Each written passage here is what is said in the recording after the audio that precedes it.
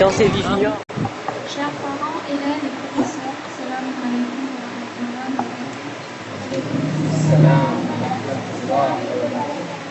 Nous sommes réunis aujourd'hui pour cette journée dédiée au livre afin de nous réconcilier avec la lecture. Je souhaite ainsi vous présenter l'importance de la lecture pour l'enfant. Dans le domaine de l'éveil, beaucoup de femmes enceintes parlent à l'enfant qu'elles portent en elles dès les premiers mois de grossesse. Elles lisent des histoires à voix haute, une démarche intéressante qu'il est bon de continuer une fois l'enfant né. On se posera alors quelques questions à propos de la lecture. Quel lien créer avec les livres et la lecture dès le plus jeune âge? Une fois que l'enfant est né et que la famille a pris ses marques autour de ce nouvel arrivant, et dès que l'enfant commence à s'intéresser au monde qui l'entoure, vous pouvez commencer à lui raconter des histoires courtes ou des contes.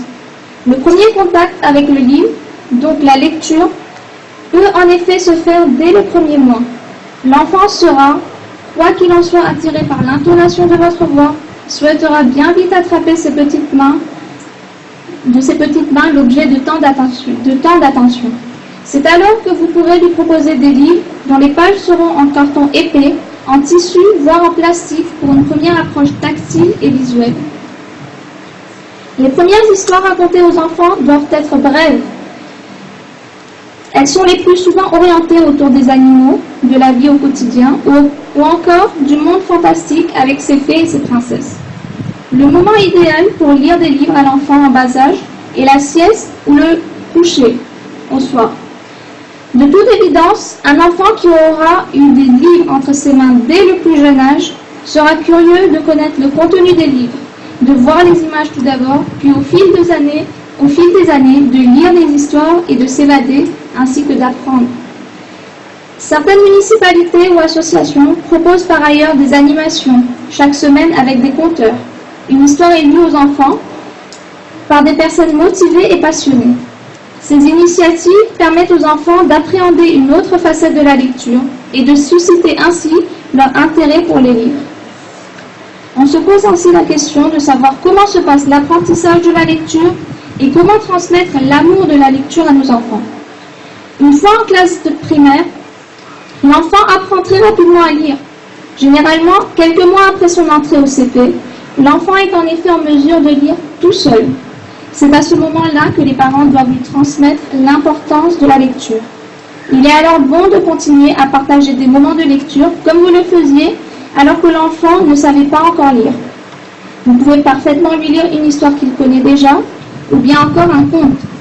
Profitez-en pour lui ouvrir des livres sur les thèmes qu'il affectionne particulièrement, tels sur les animaux ou des livres type questions-réponses, afin de susciter un plus grand intérêt. Il est par ailleurs important que l'enfant puisse ranger ses livres dans sa chambre, sur une simple étagère ou dans une bibliothèque, afin de les avoir à disposition et d'être fier de sa collection. Pensez à vous rendre à la bibliothèque de votre ville pour que votre enfant puisse orienter son choix vers les livres qui lui plaisent. Un bon moment pour lui permettre de lire gratuitement et pour élargir ses connaissances. Emprunter des livres à la bibliothèque permet par ailleurs à l'enfant d'apprendre à se responsabiliser et à prendre soin d'un bien qui ne lui appartient pas. On se demande maintenant, que faire lorsque mon enfant n'aime pas lire? Le plus souvent, un enfant qui n'aime pas lire est un enfant qui n'a pas trouvé l'intérêt du livre ou de la lecture, et ce au détriment des jeux sur console ou de la télévision. La lecture ne devrait pas être présentée comme une punition, auquel cas l'échec sera assuré, mais encore comme un loisir à partager. Vous pouvez ainsi emmener votre enfant à la bibliothèque et lui proposer de choisir un ou plusieurs livres sur les sujets qu'il affectionne. N'hésitez pas à demander conseil au bibliothécaire qui saura vous orienter sur des ouvrages ludiques et adaptés à l'enfant. Une fois le choix effectué, proposez à votre enfant de découvrir le contenu du livre avec lui. Pour ce faire, installez-vous confortablement sur le canapé ou dans sa chambre sur son lit, bien émitouflé sous la couette ou encore dehors selon la météo. Selon l'âge de l'enfant, vous pouvez commencer par feuilleter le livre. Selon l'âge de l'enfant, vous pouvez commencer par feuilleter le livre avec les illustrations ou encore lire un paragraphe chaque jour, chacun à votre tour. Une fois le livre achevé, Essayez de parler de l'histoire, de son contenu. Demandez-lui quel a été son passage préféré, quel personnage a-t-il aimé ou non. Cette démarche permet en outre à l'enfant de développer son sens de l'observation, son imagination et son sens critique. Vous pouvez également lui proposer d'illustrer ce qu'il vient de lire afin qu'il puisse transposer son ressenti dans un dessin, s'imaginer les personnages ainsi que les couleurs.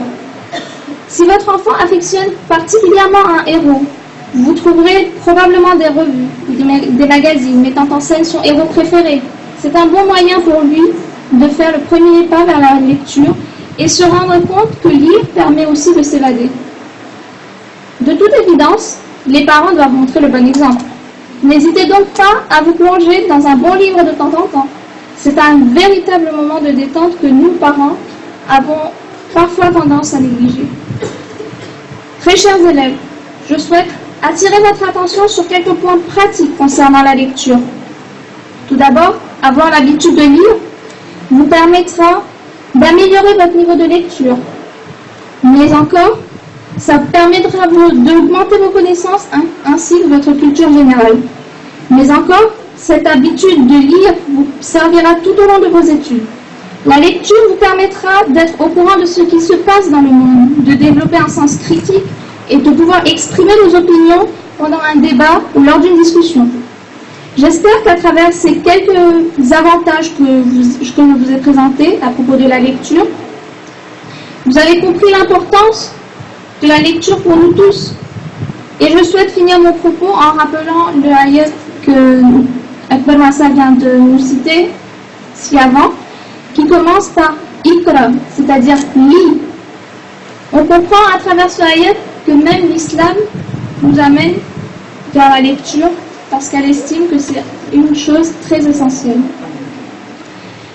Enfin, je tiens à remercier la direction qui m'a permis de prendre la parole et vous tous ici présents de m'avoir accordé votre attention. Wassalamu alaikum wa rahmatullahi wa barakatuh.